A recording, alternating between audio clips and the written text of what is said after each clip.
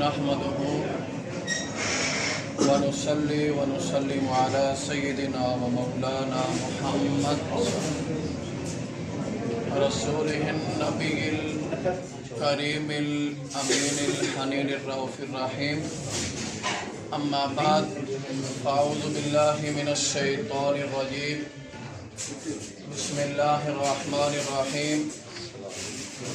रब्बिरहमहुमा कमा रब्बयानी सगीरा। सदक़ल्लाहु मौलाना अज़ीम। जुमला अहबाब निहायत इज़्ज़ो इंकिसारी के साथ बाअदब होकर बारगाह मुस्तफ़ा सल्लल्लाहु अलैहि वसल्लम में सलाम पेश करें। अस्सलातु वस्सलामु अलैका या सय्यदी या रसूल अल्लाह व अला आलिका व अस्हाबिका या सय्यदी या हबीब अल्लाह। अस्सलातु वस्सलामु अलैका या सय्यदी या सय्यदल मुरसलीन व अला आलिका व अस्हाबिका या सय्यदी या खातमन नबिय्यीन। जुमला शुरकाए मजलिस और बिलखसूस भाई मंजूर अहमद साहब, इनकी वालदा मरहुमा मगफूरा, उनके साले सवाब के लिए हम यहाँ इकट्ठे हैं। अल्लाह तबारक व तआला हमारा यहाँ बैठना बिठाना सुनना सुनाना इसको अपनी बारगाह आलिया में कबूल व मंजूर फरमाए। जुमला हाज़रीन, मैंने आपके सामने 15वां पारा सूरा बनी इसराइल उसकी आयत नंबर 24 का एक हिस्सा तिलावत किया, जिसमें अल्लाह तबारक व तआला फरमाता है रब्बिरहमहुमा कमा रब्बयानी सगीरा। मफ़हूमन इसका तर्जुमा इन्हें समझाने के अंदाज में कुछ यूँ है कि ऐ मेरे रब, मेरे वालिदैन ने जिस तरह बचपन में मुझ पर शफ़क़त की, मेरी तरबियत की, अब ये है कि तू भी इन पर अपना करम फरमा, अपना रहम फरमा, जिसको कहते हैं ना अदले का बदला। अब मैं 2-4 अहादीस रसूल आपके सामने गोश गुजार करना चाहता हूँ, लेकिन उससे पहले एक तरबीती बात, यकीनन मुझ समेत हर कोई इस पर अमल करता होगा।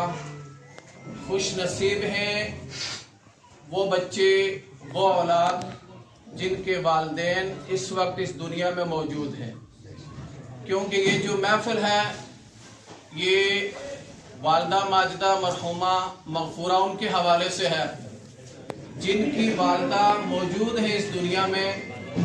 आपने जो कुछ भी करना है अपनी वालदा की खिदमत कर लें, मोहब्बत कर लें, अदब कर लें। हदीस रसूल है जन्नतु तहत अक़दामिल उम्महात, जन्नत वालदा के कदमों तले है। जब आप अपनी वालदा की खिदमत करेंगे, खिदमत से मुराद ये नहीं होता कि आप उनको पैसे देंगे वो राजी हो जाएंगे, नो, ऐसा नहीं है।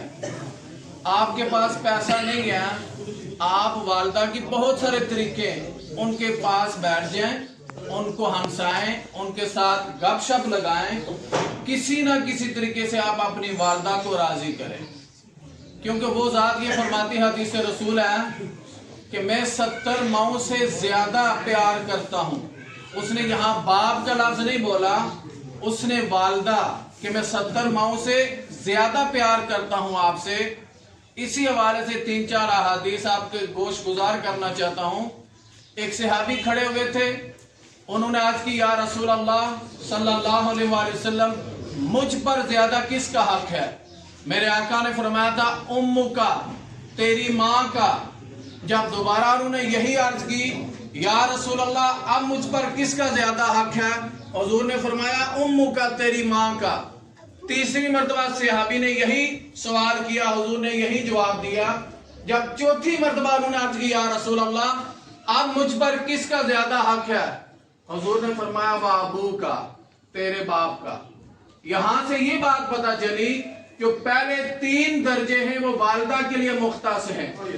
चौथा जो दर्जा है वो वालिद के लिए मुख्तस है। लेकिन यहाँ हम एक गलती में या वालिदा की हम बहुत ज्यादा शान और अजमत बयान करते हैं, लेकिन वालिद का मुकाम बयान नहीं करते। ये हमारी गलती है। दोनों लाजिम और मलजूम हैं, लेकिन जब आपके वालिदैन मौजूद हों, जो फर्स्ट प्रायोरिटी है, जो ज्यादा जो आपने तरजीह देनी है वो वालिदा को देनी है, लेकिन नाराज आपने किसी को नहीं करना।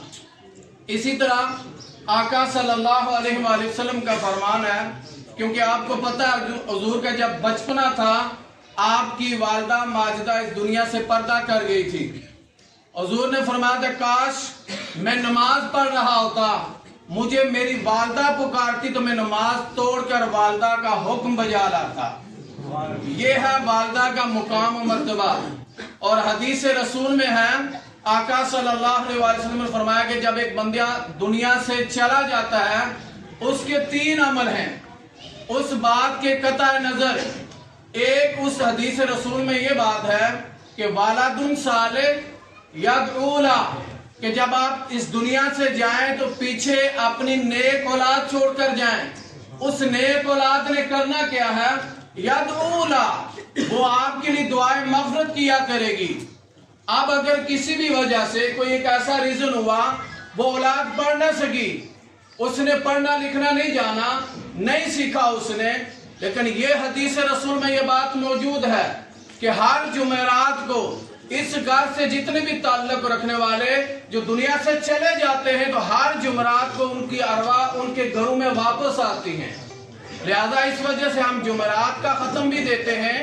अगर आप इतने नहीं पढ़े लिखे तो कम से कम हम ये तो कर सकते हैं ना, जुमेरात वाले दिन उनके लिए फातिहा खानी करें। जब वो अरवा वापस इन घरों में आती हैं, जब आपकी तरफ से उनके लिए एक अच्छा मैसेज जाता है, उनके लिए एक समर चला जाता है, उनके लिए सवाब का एक जरिया बन जाता है, तो वो अरवा खुश हो जाती हैं।